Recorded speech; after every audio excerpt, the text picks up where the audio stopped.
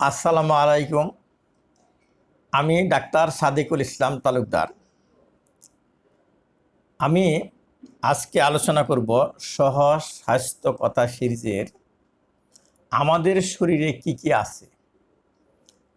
তো আমি সহজ স্বাস্থ্য কথা সিরিজে আমি পর্যায়ক্রমে এক এক দিন এক একটি বিষয়ের উপর আলোচনা করছি, যেগুলি আমাদের শিক্ষিত জনগণের জন্য কাজে লাগবে। এটা ডাক্তারদের জন্য প্রযোজ্য না, ডাক্তাররা এগুলি জানেন। তা আমি শুধু যারা শিক্ষিত জনগণ, যারা ইউটিউব ব্যবহার করেন, যারা ফেসবুক ব্যবহার করেন, তাদের জন্য আমার এই ভিডিও তৈরি করছি কয়েক মিনিটের। তো অনেকেই প্রশ্ন করেন যে আমাদের শরীরে কি কি আছে সেগুলি তো আমরা জানি না। আসলে জানেন আপনারা সবাই আপনারা বায়োলজিতে, প্রাণীবিদ্যায় অনেক কিছু পড়েছেন, সেগুলো হয়তো এখনও অনেক কিছু মনে নেই, বা মনে থাকলেও ভাষা মনে আছে। তো সেগুলি সব কিছু আমাদের জানতে হবে না। আমাদের শরীরটা সুস্থ রাখার জন্য, আর আমাদের ধরেন এই যে আমরা অসুখ বিসুখ হয়, আমাদের নিজেদের হয়, আত্মীয় স্বজনের হয়, তা আমাদের শরীরের ভিতর সম্বন্ধে একটু ভালোভাবে জানা থাকলে তাহলে আমাদের জন্য বুঝতে সহজ হয় রোগটা কীভাবে হচ্ছে, কেন বা আমরা রোগাক্রান্ত হলে এমন করি। এইগুলি আমি খুব সহজ সরল ভাষায় আমি আপনাদের কাছে ব্যক্ত করব। তা আপনাদের কাছে যদি এইগুলি ভালো লাগে, আপনারা এইগুলি আপনার বন্ধুদের সাথে শেয়ার করবেন। তা আমি শুরু করি বেশি কথা না বলে, যে আমাদের শরীরের ভিতরে কি কি আছে। যে এটাকে আমরা ডাক্তাররা বলি যে অ্যানাটমি এবং ফিজিওলজি। ডাক্তারি বিদ্যায় প্রথম অ্যানাটমি এবং ফিজিওলজি পড়ানো হয়, কোনো রোগের বিদ্যা পড়ানো হয় না। কারণ আমাদের বেসিক জিনিস জানতে হবে, আমাদের শরীরের ভিতরটা জানতে হবে, শরীরটা চলছে কীভাবে। এটা এই শরীরবিদ্যা। বিভিন্নভাবে আমাদের শরীর নিয়ে অনেকেই আমরা চিন্তা ভাবনা করি। আমাদের বাউলরাও দেহতত্ত্বের গান গায়, আমাদের দেহের ভিতর কি আছে এটা নিয়েও গান গায়। আব্দুর রহমান বয়ের দিকে আমি গাইতে শুনেছি, একবার চাবি মাইরা দিশে ছাইরা জনম ভরা ঘুরিতেছে, মনে আমার দেহ করি সন্ধান করি কোন মিস্তরি বানাই আছে। এইভাবে একটা গান আছে, আমরা যারা শুনেছেন দেখেন, সেখানে আমাদের দেহ তথ্যের কথা বলা হচ্ছে, ভিতরে কি আছে, কেন এই ঘড়ি চলতেছে। আমাদের দেহ সেই জন্মের থেকে চলতেছে মৃত্যু পর্যন্ত। এই মিস্ত্রি এইটা কি বানাইছে, কোন মিস্ত্রি বানাইছে, এটা কোন সেই মেকার, তারা উদ্দেশ্য করে বলতেছে, সৃষ্টিকতার কথাই বলতেছে। কিন্তু আমরা যারা ডাক্তার, এই সৃষ্টির রহস্য, দেহতত্ত্বের রহস্য, এমবারে রোজই মানে আমাদের শরীর যখন তৈরি হয় মায়ের গর্ভে, এগুলো নিয়ে প্রাণে সুন্দর সুন্দর আয়াত আছে, এবং সেগুলি আধুনিক বিজ্ঞানের সাথেও তাদের মিল আছে, অনেক সবটুকু মিল আছে। দেখেন, সেখানে অত বিস্তারিত না থাকলেও আমরা যারা মেডিকেল সায়েন্সে পড়ি, আমরা বিস্তারিত পড়াশোনা করি, এবং এটা একটা রহস্যজনক আমাদের দেহ। তো এই রহস্যজনক দেহে যেমন আমাদের রোগ হয় কীভাবে, দেহর তত্ত্ব জানা থাকলে আমাদের সুবিধা হয়। বিভিন্ন যানবাহন চালাতে যেমন এর ভিতর বিভিন্ন যন্ত্র লাগে, তেমন আমাদের এই দেহ চালাতেও বিভিন্ন তন্ত্র লাগে। আমরা যন্ত্র বলি না, সেটাকে বলি তন্ত্র। গাড়ি ঘোড়া চালাইতে লাগে, গাড়ি চালাইতে লাগে, মেশিন চালাইতে লাগে যন্ত্র, ইঞ্জিন চালাইতে লাগে যন্ত্র। কিন্তু আমাদের দেহ চালাইতে লাগে তন্ত্র, তন্ত্র বলে, যন্ত্রের মতোই আর কি। মাতৃগর্ভ থেকে আমরা সব তন্ত্র নিয়ে জন্মগ্রহণ করেছি। মাতৃগর্ভে আমরা প্রায় 40 সপ্তাহ অবস্থান করেছিলাম, 40 সপ্তাহ। এই তন্ত্রগুলি কিন্তু একদিনে তৈরি হয়নি, ধীরে ধীরে তৈরি হয়ে পৃথিবীতে এসে বেঁচে থাকার মতো ক্ষমতা অর্জন করার পরে আমরা ভূমিষ্ঠ হয়েছি। মাতৃগর্ভে আমরা যখন সৃষ্টি হয়েছিলাম, একদিনেই এই সমস্ত তন্ত্র তৈরি হয় নাই, ধীরে ধীরে তৈরি হয়েছে। এই 40 সপ্তাহে সমস্ত কিছু তৈরি হওয়ার পরে আমরা ভূমিষ্ঠ হয়েছি পৃথিবীতে বেঁচে থাকার জন্য। বাবার শুক্রাণু ও মায়ের ডিম্বাণু একসাথে মিশে প্রথম মানবদেহের একটি কোষ তৈরি হয়।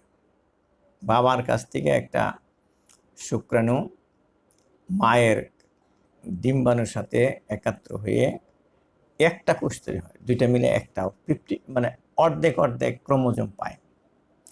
সেই কোষ বিভাজন হয়ে এবং সংখ্যা বৃদ্ধি পেয়ে লক্ষ কোটি কোষ দিয়ে পূর্ণাঙ্গ মানব দেহ গঠিত হয়েছে। কোষগুলি শুধু বৃদ্ধি পায়নি, এক এক স্থানে এসে এর বৃদ্ধির পরিমাণ ও আকার আকৃতিও পরিবর্তন হয়েছে। সেই কোষগুলি থেকে বিভিন্ন রকম প্রোটিন জাতীয় জিনিস তৈরি হয়ে তার উপর বিভিন্ন মিনারেল বা ধাতব পদার্থ জমা হয়ে দেহের কাঠামো তৈরি হয়েছে। এই যে আমাদের যে এই দেহটা দেখতেছেন, এই যে যদি আমাদের এই কঙ্কাল না থাকতো তাহলে কিন্তু আমরা এরকম হইতাম না। এই কঙ্কালের উপরে প্রোটিন মাংস বসে বসে আমরা এই আমাদের সুন্দর দেহ তৈরি হয়েছে। সেই কাঠামোটা হইল ওই যে মিনারেল ক্যালসিয়াম জমছে আমাদের কোলাজেন ফাইবারের উপরে, সেই কোলাজেন ক্যালসিয়ামের জন্য আমরা শক্ত হয়েছি।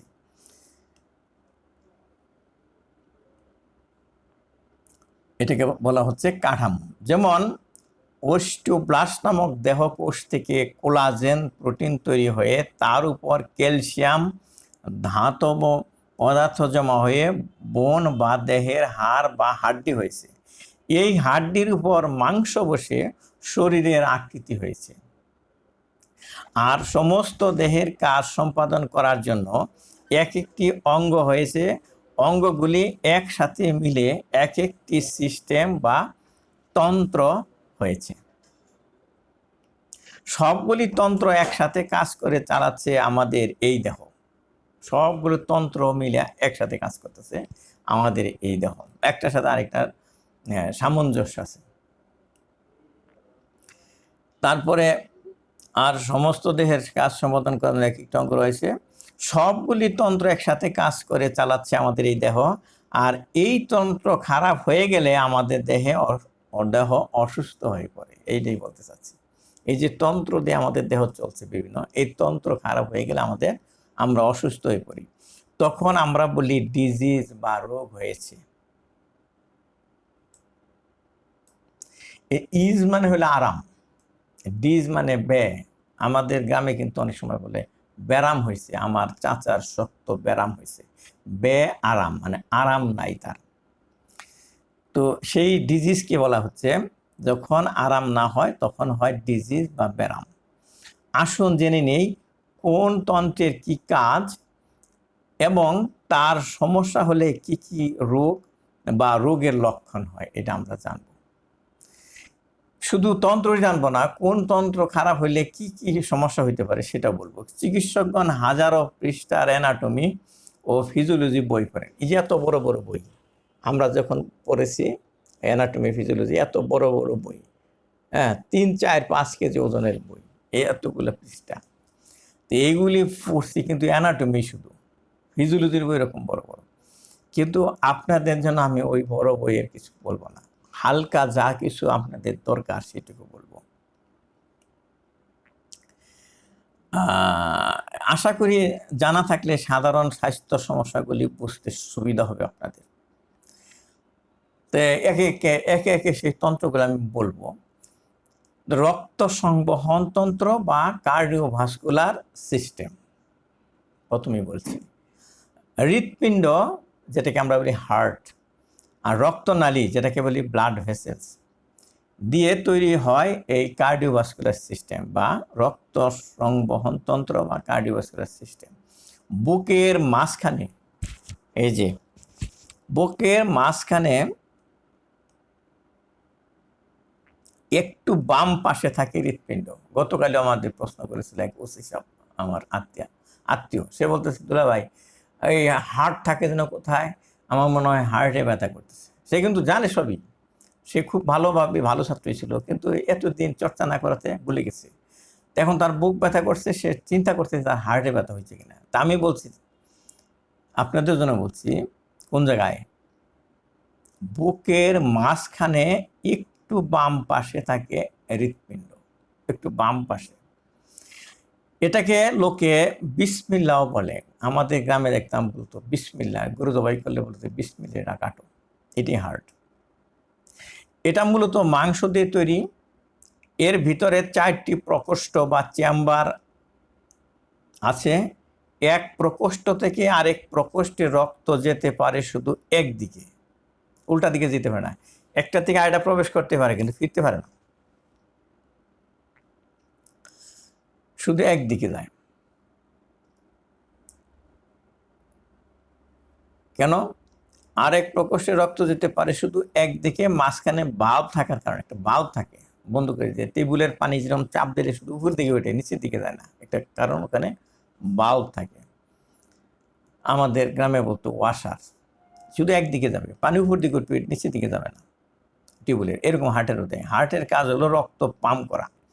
টিউবওয়েল যেরকম পাম্প করি আমরা, টিউবওয়েল রক্তের কাজ হলো পাম্প করা।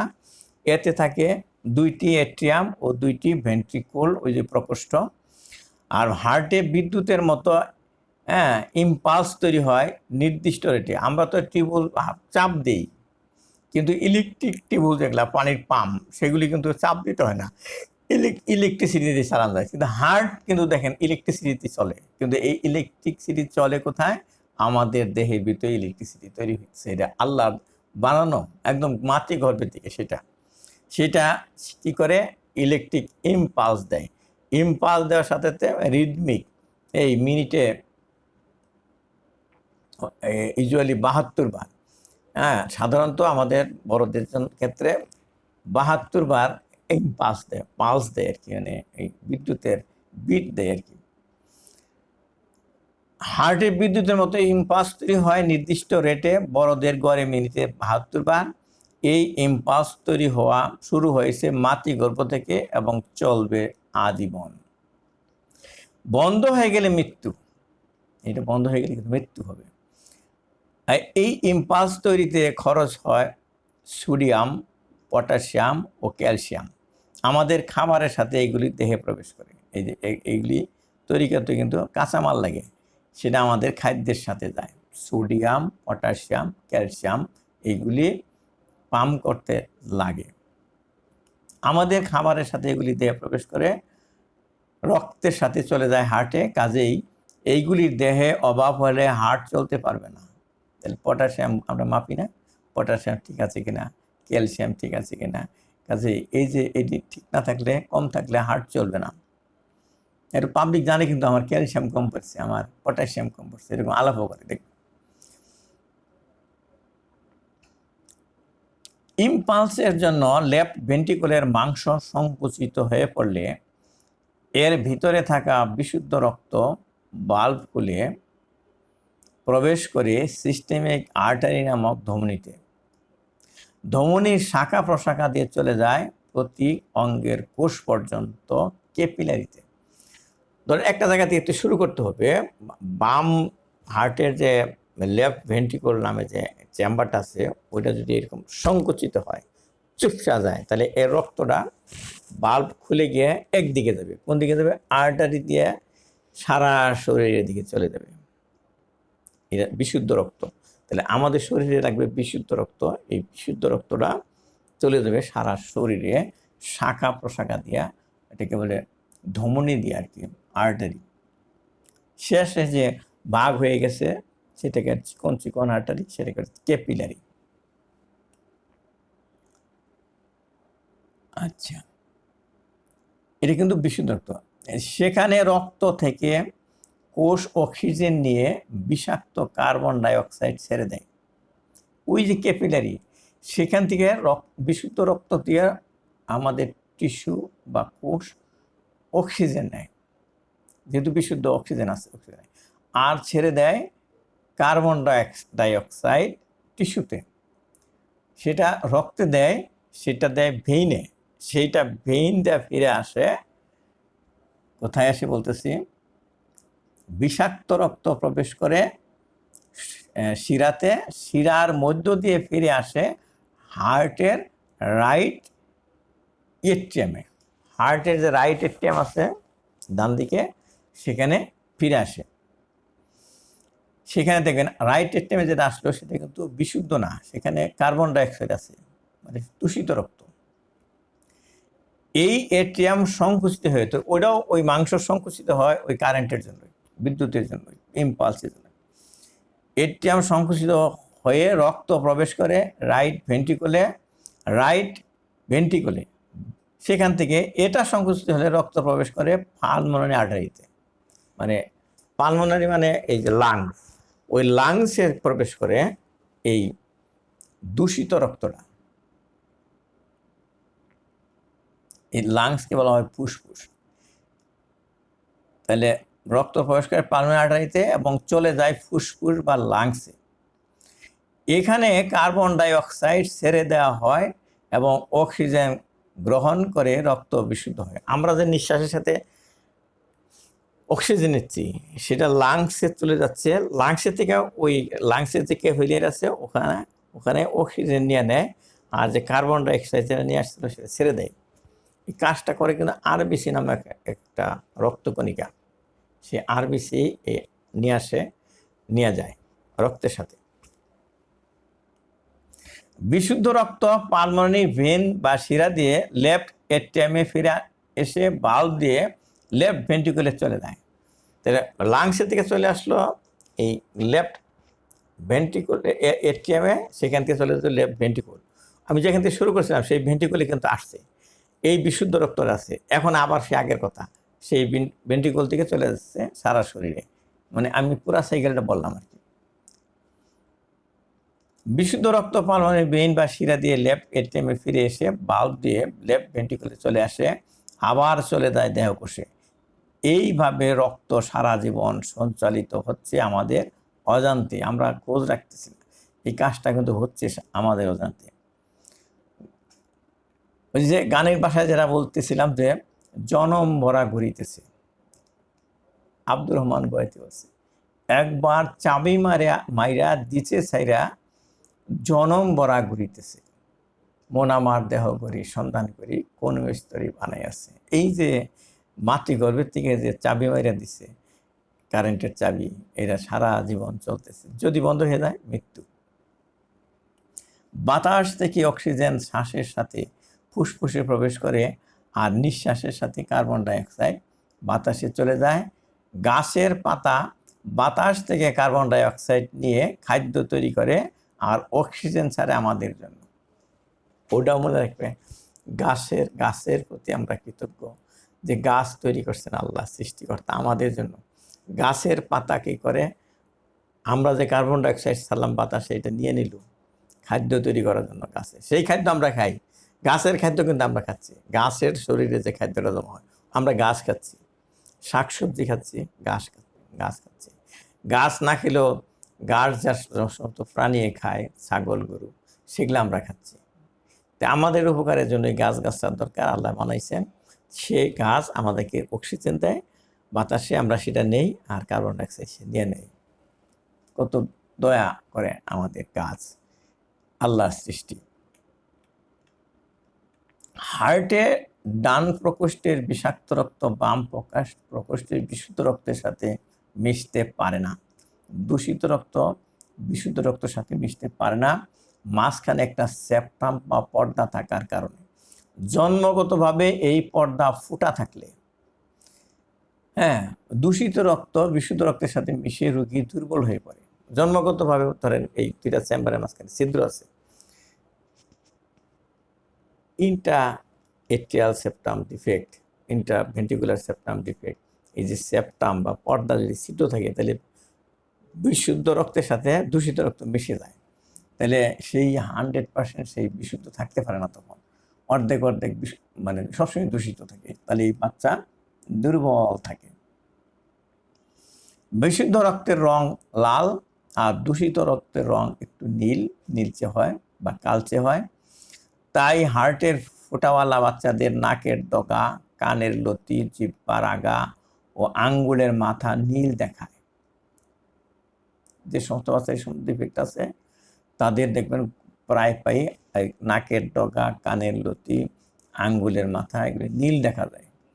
তাতে বুঝতে হবে যে এই রক্ত বিশুদ্ধ না, তার মিক্সচার হচ্ছে। এটা আপনাদের জন্য বলছি, ডাক্তাররা তো জানেই যে এই ধরনের যদি কোনো বাচ্চা দেখে যে নাকের ডগা, আঙ্গুলের মাথা, কানের লতি নীল দেখাচ্ছে, ডাক্তারের কাছে নিয়ে যান। আপনি সন্দেহ করবেন যে এটা এই সেপ্টাল ডিফেক্ট, দূষিত রক্ত বিশুদ্ধ রক্তের সাথে মিশে যাচ্ছে জন্মগতভাবে। আপনার সন্দেহ হবে, আপনি ডাক্তারের কাছে নিয়ে যান। দরকার হলে মনে করাই দেন, আমার মনে হচ্ছে রক্ত মিশে যাচ্ছে, ডিফেক্ট আছে, এরকম বলেন, দেখুন আপনি বাহবা পাবেন। ফুসফুসের উপর চাপ পড়ে রোগী খুশখুশি কাশ আছে। আরেকটা বলি, সেগুলো তাই হার্টের ফুটওয়ালা বাচ্চাদের নাকের ডগা বলছে এটা, কান্না করার সময় শরীরের চামড়াও নীল হয়ে যায়।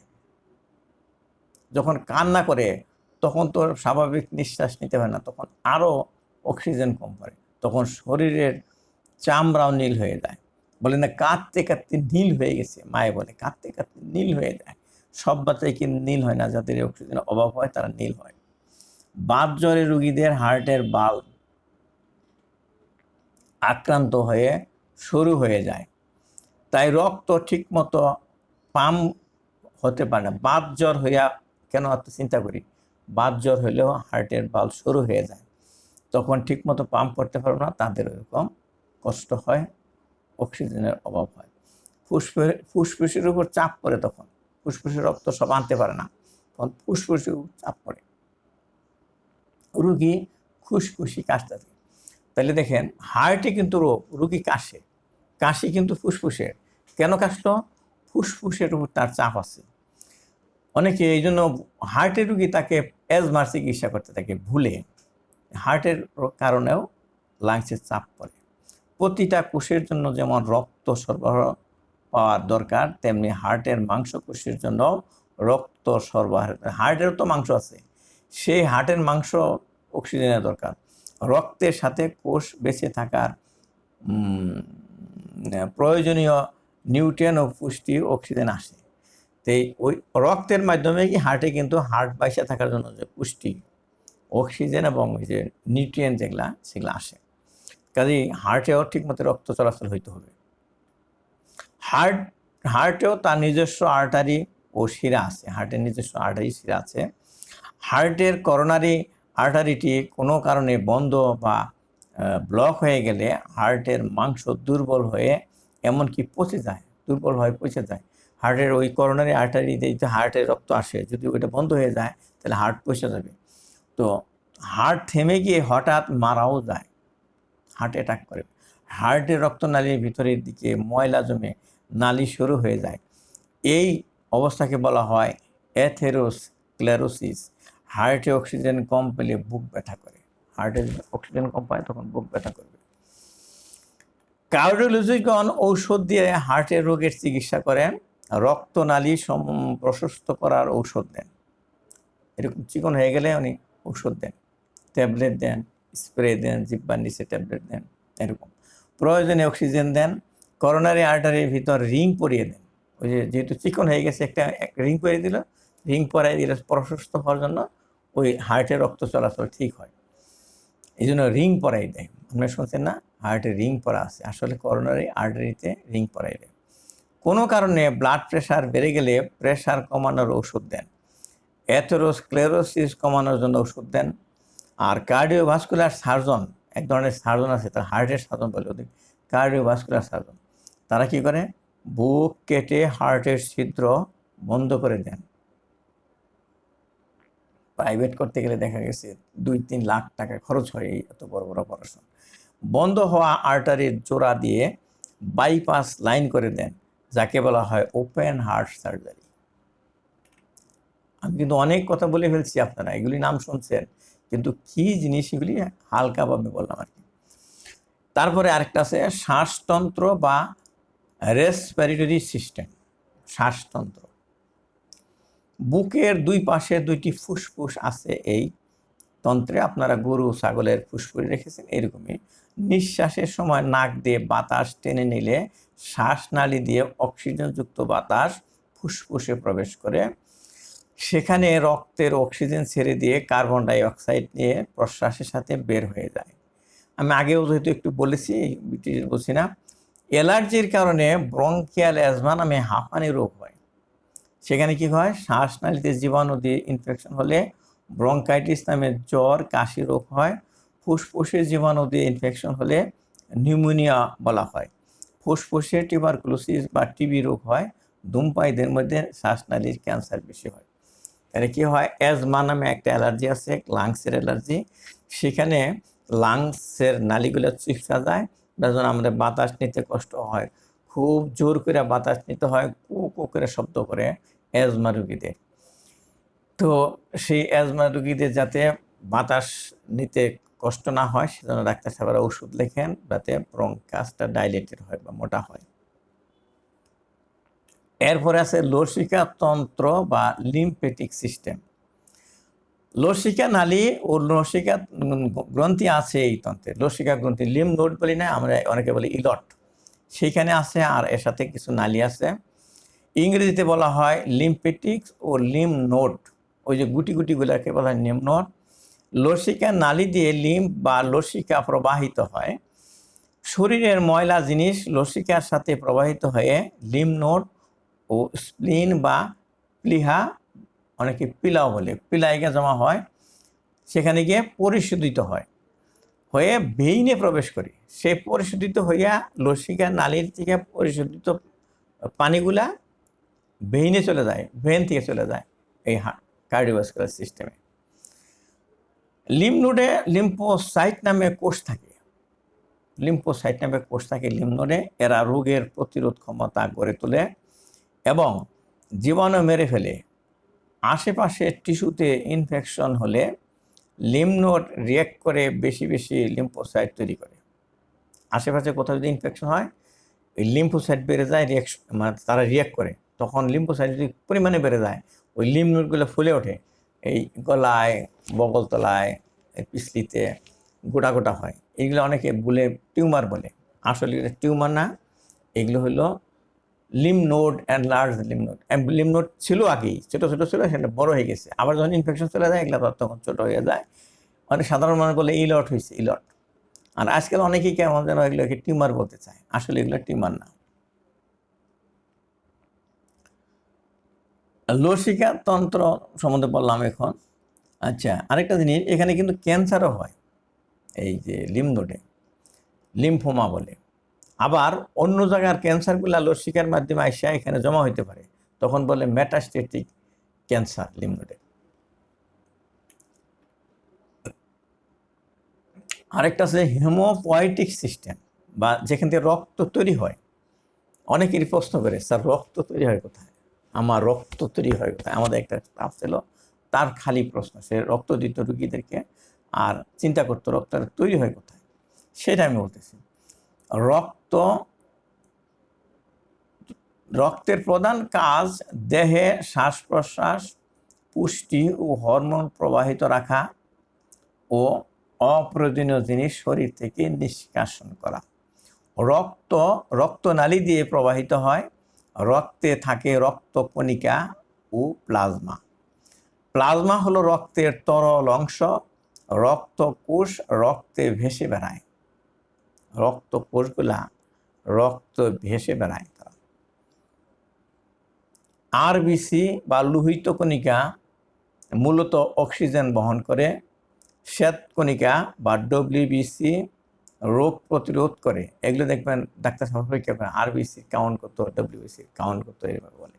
টিসিডিসি বলে না, বা সিবিসি পরীক্ষা দেয়।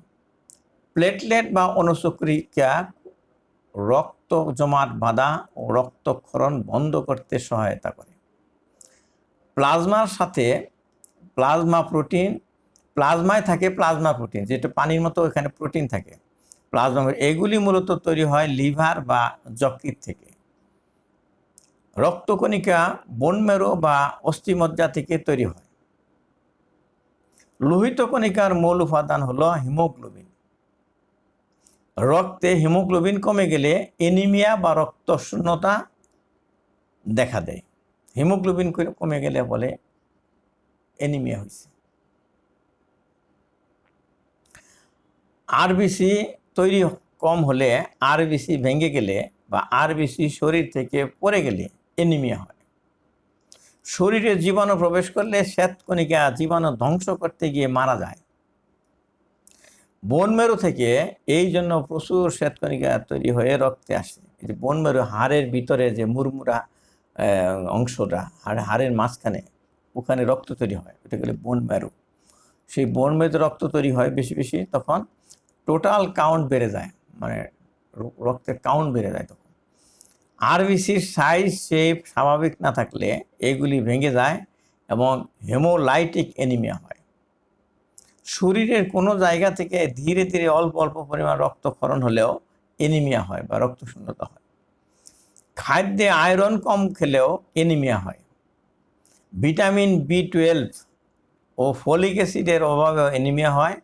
কোনো কারণে প্লেটলেট তৈরি কম হলে অথবা প্লেটলেট ভেঙে গিয়ে রক্তের প্লেটলেট কমে গিয়ে রক্তক্ষরণ হতে পারে। যে দাঁত রক্ত পড়ে, শরীরে রক্ত পড়ে, প্রস্রাবে রক্ত পড়ে, এই সমস্ত কারণ। ল্যাবরেটরিতে রক্ত পরীক্ষা করে অনেক রোগের কারণ জানা যায়। এরপরে আসতে আছে পরিপাকতন্ত্র বা ডাইজেস্টিভ সিস্টেম। পরিপাকতন্ত্র বা ডাইজেস্টিভ সিস্টেম, এই সিস্টেমে আহার্য দ্রব্য পরিপাক করে ও রক্তে শোষণ করে মেটাবলিজম বা সুবন্টন হয় শরীরে বিভিন্ন কোষে। মুখ থেকে শুরু করে খাদ্যনালী, পাকস্থলী, ক্ষুদ্রান্ত্র, বৃহদান্ত্র হয়ে পায়ুপথ পর্যন্ত বিস্তৃত এই পরিপাকতন্ত্র। পাকস্থলী ও অন্ত্রকে অনেকে একসাথে নাড়িভুড়ি বলে। মুখ দিয়ে খাদ্য গ্রহণ করা হয়, দাঁত দিয়ে চিবিয়ে খাদ্য ক্ষুদ্র ক্ষুদ্র কণায় পরিণত করা হয়। মুখের লালার সাথে কিছু হজমের রস বের হয়ে এখানে কিছুটা হজম হয় বা ডাইজেস্ট হয়। পাকস্থলী থেকে খাদ্য ভালোভাবে মিক্সচার হয় ও পাকস্থলীর রসে আরও কিছু হজম হয়। ক্ষুদ্রান্তে গিয়ে প্যানক্রিয়াসের বা অগ্নাশয়ের, এটাকে আমরা তিল্লীয় বলি, রস ও পিত্তথলি বা গলব্লাডারের রস ও ক্ষুদ্রান্তের বা স্মল ইন্টেস্টাইনের রস দিয়ে আরও হজম হয়। হজম হওয়া খাবার ক্ষুদ্রান্ত দিয়ে শোষিত হয়ে রক্তের সাথে মিশে লিভার বা যকৃতে বা কলিজায় চলে যায়। যকৃৎ থেকে আত্তীকরণ বা মেটাবলিজম হয়ে রক্তের সাথে শরীরের বিভিন্ন কোষে ছড়িয়ে পড়ে। খাদ্য হজম না হলে নরম বা পাতলা পায়খানা হয়। অন্ত্রে ইনফেকশন হলেও, ইন্টেস্টাইন ইনফেকশন হলেও হজম হয়ে খাদ্য হজম না হয়ে পাতলা পায়খানা হিসেবে বেরিয়ে যায় ইনফেকশন হলে। এই জন্য আমরা অ্যান্টিবায়োটিক খাই। পাকস্থলী ও অন্ত্রে ইনফেকশন বা ইনফ্লামেশন বা প্রদাহ, আলসার বা ঘা বা ক্ষত হলে পেটে ব্যথা হয়। এগুলি থেকে রক্তক্ষরণ হলে রক্ত হজম হয়ে পায়খানার সাথে মিশে কালচে পায়খানা হয়, নালীর মতো কালো পায়খানা হয়। ওই হজম হয়ে যায় তো রক্তগুলা, তখন আর লাল দেখা যায় না, তখন কালচে দেখা যায়। কালো পায়খানা হলে সন্দেহ করতে হবে যে পেটের ভিতরে রক্তক্ষরণ হয়েছে, সেটা হজম হয়ে বেরিয়ে হচ্ছে। অন্ত্রের নিচের অংশ নাম হলো কোলন ও রেকটাম, এর মধ্যে গা হইলে রক্তক্ষরণ হয়, সেটা হজম হয় না, সেটা যেহেতু ইন্টেস্টাইনের শেষের দিকে হজম হয় না, সেই রক্তটা হইল টাটকা হয়। তাই এখানকার রক্ত টাটকা হিসেবে পায়খানার সাথে বের হয়ে যায়। বমির সাথে রক্ত আসে সাধারণত পাকস্থলী থেকে। খাদ্যনালী ও ডিউওডেনাম থেকে পাকস্থলী থেকে বেশি বেশি অ্যাসিড তৈরি হলে ঢেকুরের সাথে বেরিয়ে আসে অ্যাসিড, পাকস্থলী অ্যাসিড হয়। এই সময় খাদ্যনালী পুড়ে যায় অ্যাসিডে, তাই বুক জ্বালা করে। এই যে এই খাদ্যনালীতে জলে, আমার বুক জ্বলে কেন, মানে খাদ্যনালীটা বুকের মাঝখান থেকে গেছে, অ্যাসিডে পড়ে। গ্যাস্ট্রোএন্টারোলজিগণ বিশেষজ্ঞ পরিপাকতন্ত্রের পরীক্ষা ও চিকিৎসা করে থাকেন। এই পরিপাকতন্ত্রের চিকিৎসা করেন, এই যে এন্ডোস্কোপি পরীক্ষা করেন গ্যাস্ট্রোএন্টারোলজি ডাক্তার। লিভার ও গলব্লাডারকে একসাথে হেপাটোবিলিয়ারি সিস্টেম বলে। খাদ্য হজম হয়ে ক্ষুদ্রান্ত থেকে দূষিত হয়ে পোর্টাল ভেইন দিয়ে লিভার বা যকৃতে প্রবেশ করে। লিভারে মেটাবলিজম হয়ে সিস্টেমিক সার্কুলেশন হয়ে সারা শরীরে কোষে ছড়িয়ে পড়ে। লিভার থেকে পিত্ত তৈরি হয়ে গলব্লাডারে জমা থাকে। লিভারে পিত্ত তৈরি হয়, গলব্লাডারে জমা থাকে। আর খাদ্য ক্ষুদ্রান্তে প্রবেশ করলে গলব্লাডার পিত্ত ছেড়ে দেয় ক্ষুদ্রান্তে খাবার হজম করার জন্য। লিভারে বেশ কিছু দরকারি প্রোটিন ও এনজাইম তৈরি হয়। লিভারে রোগের বিশেষভাবে চিকিৎসা করেন হেপাটোলজিস্ট বা লিভার রোগ বিশেষজ্ঞগণ। এরপর আসতে রেচনতন্ত্র বা এক্সক্রেটরি সিস্টেম। এই সিস্টেমে মূত্র ও ঘামের সাথে শরীরের বিষাক্ত পদার্থ, অতিরিক্ত অপ্রয়োজনীয় পদার্থ বেরিয়ে যায়। প্রস্রাব এবং ঘামের সাথে যেগুলো বেরিয়ে যায় অপ্রয়োজনীয় পদার্থ, সেটাকে বলে রেচনতন্ত্র বা এক্সক্রেটরি। শরীরের চামড়ায় থাকে সোয়েট গ্ল্যান্ড ও সিবাসিয়াস গ্ল্যান্ড। এখান থেকে ঘাম তৈরি হয়ে লোমকূপের মুখ দিয়ে বেরিয়ে আসে, সাথে কিছু অপ্রয়োজনীয় পদার্থ বেরিয়ে যায় ঘামের সাথে। কাজে ঘামা ভালো। তাছাড়া এই ঘাম শরীরের তাপমাত্রাও কিছুটা নিয়ন্ত্রণ করতে পারে। সিবাম চামড়ার জন্য ক্রিমের মতো কাজ করে। মেয়েরা যে শরীরে ক্রিম মাখে, ময়শ্চারাইজার, এটার মতো কাজ করে সিবাম। সিবিএসএস গ্ল্যান্ড থেকে সিক্রেশন হয়। রেচনতন্ত্রের মূল তন্ত্র হলো রেনাল সিস্টেম, মানে কিডনি। এতে আছে পেটের দুই পাশে দুইটি কিডনি। এই কিডনিকে বৃক্ক বলা হয়, গুর্দা বলা হয়, ও ইউরেটার বৃক্কনালী, একটি মূত্রথলি বা ইউরিনারি ব্লাডার, আর ইউরেথ্রা বা মূত্রনালী। কিডনি থেকে মূত্র তৈরি হয়ে ইউরেটার দিয়ে ফোটায় ফোটায় মূত্রথলিতে এসে জমা হয়। মূত্রথলি মূত্রে ভরে গেলে প্রস্রাবের চাপ অনুভূত হয়। সুযোগ মতো সময়ে প্রস্রাব করে ব্লাডার খালি করা হয়। ব্লাডারের মাংস সংকুচিত হলে ইউরেথ্রা দিয়ে প্রস্রাব বা ইউরিন বেরিয়ে আসে। কিডনি হলো রক্তের ছাঁকুনির মতো। এর ভিতরে অসংখ্য গ্লোমেরুলাস নামে অতি ক্ষুদ্র ক্ষুদ্র চাকনি আছে। রেনাল আর্টারি কিডনিতে রক্ত সরবরাহ করে এবং রেনাল ভেন এগুলি নিয়ে যায়। গ্লোমেরুলাসে অসংখ্য ক্ষুদ্র ক্ষুদ্র রক্তনালী বা ক্যাপিলারি আছে। এর ছিদ্র দিয়ে রক্তের অনেক পদার্থ বের হয়ে যায়। বেশ কিছু মূল্যবান পদার্থ বের হতে দেয় না, আবার কিছু রেখে দেয়। মূল্যবানগুলা রেখে দেয় আর অপ্রয়োজনগুলা ছেড়ে দেয়। যেগুলি বের হয়ে যায় সেগুলি থেকে রেনাল টিউবুল বেছে বেছে প্রয়োজনীয়গুলি শোষণ করে নেয় এবং অপ্রয়োজনীয়গুলি বা ক্ষতিকর পদার্থগুলিকে ছেড়ে দেয় ইউরিনের সাথে বা প্রস্রাবের সাথে। রক্তের গ্লুকোজ যদি বেশি হয়ে যায়, সেই অতিরিক্ত গ্লুকোজ ইউরিনে ছেড়ে দেয়। তাই ডায়াবেটিস রোগীদের ইউরিনে সুগার দেখা দেয়। যেহেতু ডায়াবেটিস রোগীদের ব্লাডে বেশি সুগার থাকে, অতিরিক্তটা ইউরিন কিডনি ছেড়ে দেয় প্রস্রাবের সাথে। এই জন্য আমরা প্রস্রাব পরীক্ষা করলে সুগার পাই। এই ডায়াবেটিস রোগীদের ইউরিনে সুগার দেখা হয় রক্তে, তাই ডায়াবেটিস রোগীদের ইউরিনে সুগার দেখা হয়। রক্তে বেশি ক্রিয়েটিনিন থাকাও ক্ষতিকর। তাই এই ক্রিয়েটিনিন ইউরিনের সাথে বের করে দেয় কিডনি। রক্তের ক্রিয়েটিনিন বেড়ে গেলে মনে করা হয় কিডনি কাজ করতে পারছে না। রক্তে যদি ক্রিয়েটিনিন বেড়ে যায় মাপলে করে, তাহলে কিডনি কাজ করছে না। ইউরিনারি সিস্টেমে ইউরিন প্রবাহে বাধা পেলেও রক্তের ক্রিয়েটিনিন বেড়ে যায়। যে কোনো কারণে বেশি ক্রিয়েটিনিন তৈরি হলেও রক্তে এর লেভেল বেড়ে যায়। ইউরিনারি ট্র্যাক্ট ইনফেকশন হলে ইউরিনে বেশি পাঁচ সেল পাওয়া যায়, পুজ সেল বা পাঁচ সেল পাওয়া যায় যদি ইনফেকশন হয়। প্রস্রাব পরীক্ষা করলে ধরা পড়ে। গ্লোমেরুলাসে প্রদাহ হলে, সিস্টেমে কোথাও পাথর হলে ইউরিনে লোহিত রক্তকণিকা আরবিসি পাওয়া যায়। গ্লোমেরুলাস খারাপ হলে রক্তের প্রোটিনের অ্যালবুমিন, রক্ত পরীক্ষা করলে এরকম আরবিসি পাওয়া গেলে মনে করতে হবে গ্লোমেরুলাইটিস হয়েছে অথবা কোনো পাথর হয়েছে। এরপর আসতে অস্থি ও পেশিতন্ত্র বা মাসকুলোস্কেলেটাল সিস্টেম। অস্থিতন্ত্রে আছে অনেকগুলি হাড়। কিছু কিছু হাড় আছে লম্বা, কিছু কিছু হাড় আছে চ্যাপ্টা। লম্বা হাড়গুলি জয়েন্ট বা জোড়া দিয়ে মাংসের সংকোচন ও প্রসারণ করে অঙ্গ নড়াচড়া করে। এই দেখেন, আমার হাত লড়াইতেছি, এখানে লম্বা লম্বা হাড় আছে, এগুলি লড়াফেরা করতেছি। কেন লড়াফেরা করলাম? এখানে যে মাংস আছে এটা সংকুচিত হচ্ছে, এই যে আবার প্রসারিত হচ্ছে, এইভাবে নড়াচড়া করা হয় অঙ্গগুলি মাসকুলোস্কেলেটাল সিস্টেম দিয়ে। সংকোচন, প্রতিটি মাংসপেশির দুই মাথা দুইটি লম্বা হাড়ের সাথে সংযুক্ত থাকে। দুই মাথা দুই হাড়ের সাথে, একটা এই হাড়ে আর একটা এই হাতে।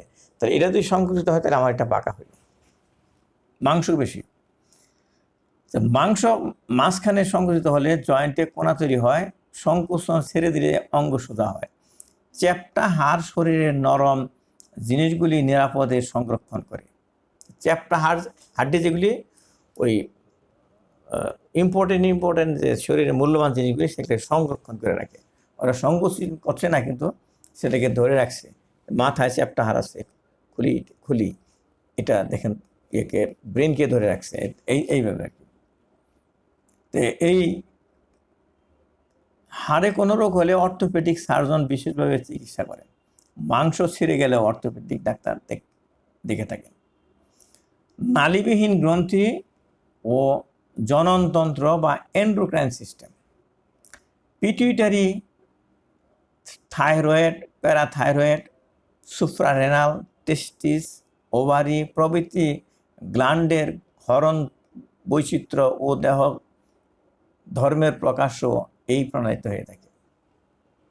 নালী নাই, কিন্তু হরমোন তৈরি হচ্ছে এখান থেকে। এই সমস্ত নাম বললাম এদের, এইসব গ্ল্যান্ডে কোনো নালী নাই, এদের থেকে হরমোন তৈরি হয়ে সরাসরি রক্তে প্রবাহিত হয়ে নির্দিষ্ট কোষে পৌঁছে নানা রকম কাজ করায়।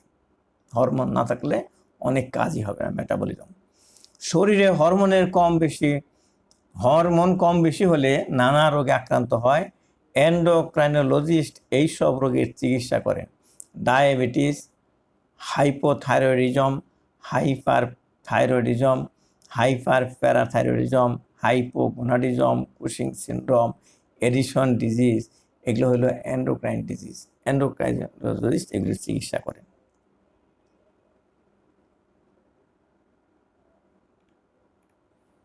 স্নায়ুতন্ত্র বা নার্ভাস সিস্টেম, বা এই তন্ত্র মাথার খুলির ভিতরের মগজ থাকে যে নরম, মেরুদণ্ডের ভিতরে যে সাদা সাদাই থাকে যে নরম জিনিস, এগুলো হয় স্পাইনাল কর্ড ও প্রতিটি অঙ্গ প্রত্যঙ্গের বিস্তার করা সুতার মতো তন্তু দিয়ে গঠিত। পাটের সুতার মতো সারা শরীরে ছড়াই পড়ছে এখান থেকে। শরীর থেকে অনুভূতি নার্ভ দিয়ে বিদ্যুতের মতো ব্রেইনে প্রবেশ করে এবং ব্রেইন থেকে অঙ্গ প্রত্যঙ্গে প্রবাহিত হয়। মাংসপেশি সংকোচন করাতে নার্ভ প্রয়োজন পড়ে, অর্থাৎ শরীরের অঙ্গ প্রত্যঙ্গ নড়াচড়া করাতে নার্ভের প্রয়োজন। নার্ভ বিকল হলে অঙ্গ প্যারালাইসিস হয়ে যায় বা অবশ হয়ে যায়। ব্রেইন থেকে সব কিছু নার্ভের মাধ্যমে কন্ট্রোল হয়। ব্রেইনে মন থাকে, সব স্মৃতি ব্রেইনে সেভ করা থাকে কম্পিউটারের মতো। ব্রেইনের মেমোরির ধারণ ক্ষমতা এক একজনের এক এক রকম। যে অঙ্গে যে নার্ভ বা স্নায়ু সাপ্লাই দেয় সেই নার্ভ ছেড়ে গেলে সেই অঙ্গ প্যারালাইসিস হয়ে যায়। অনুভূতির নার্ভ নষ্ট হলে অঙ্গের বোধশক্তি থাকে না। অঙ্গ নড়াচড়া করা নার্ভ নষ্ট হলে অঙ্গ নড়াচড়া করা যায় না। সব নার্ভের কন্ট্রোল সেন্টার বা নিয়ন্ত্রণ কেন্দ্র থাকে মাথার ব্রেনে। সাধারণত ব্রেনে রক্তক্ষরণ হয়ে বা রক্তনালী বন্ধ হয়ে বা টিউমার হয়ে ব্রেন ক্ষতিগ্রস্ত হয়। তাতে বিভিন্ন নার্ভ সেন্টার নষ্ট হয়ে যায়। শরীরের অঙ্গ চালনার সেন্টার বিপরীত দিকের ব্রেইনে থাকে। যেমন আমার যদি এই ডান হাত কন্ট্রোল করবে এই পাশ থেকে, বাম পাশ থেকে, আর বাম হাত কন্ট্রোল করবে এই ডান পাশ থেকে, এরকম উল্টা। যদি আমার ডান হাত আল্লাহ না করুক, অবশ্যই বুঝতে হবে বাম দিকের ব্রেন নষ্ট হয়েছে, এইরকম, এটা বোঝাচ্ছে। এই অবস্থায় প্যারালাইসিস হয়ে যায়। এই অবস্থায় অজ্ঞ লোকেরা বলে অর্ধ অঙ্গে খারাপ বাতাস লাগছে, একদিকে যে নষ্ট হয় তাই। কারো ব্রেন ক্ষতিগ্রস্ত হয়ে খারাপ আচরণ করলে কেউ কেউ বাঁকা করে বলে যে মাথার তার ছিঁড়ে গেছে। উল্টাপাল্টা কথা বললে পাগল না বলে মাথার তার ছিঁড়ে গেছে, একটু ই করে চিটকে এটা বলে। এখানে তার বলতে তারা নার্ভকে বোঝায়। ব্রেনের কারণে শারীরিক ও মানসিক দুই রকম রোগী হয়। মনের রোগের চিকিৎসা করেন মনোরোগ বিশেষজ্ঞ চিকিৎসকগণ, আর শারীরিক রোগের চিকিৎসা করেন নিউরোলজিস্টগণ। নার্ভের কারণে যদি শরীর খারাপ হয় তাহলে নিউরোলজিস্টগণ চিকিৎসা করবে, আর মন খারাপ হলে মনোরোগ বিশেষজ্ঞগণ দেখবেন। ব্রেন ও নার্ভের অপারেশন করে চিকিৎসা করেন নিউরো সার্জনগণ। জিহ্বার সেন্টার নষ্ট হলে জিহ্বা ঘুরাতে না পারার জন্য রোগী কথা বলতে পারে না। বুদ্ধির সেন্টার নষ্ট হলে কোনো চিন্তা করতে পারে না। কান্নার সেন্টার নষ্ট হলে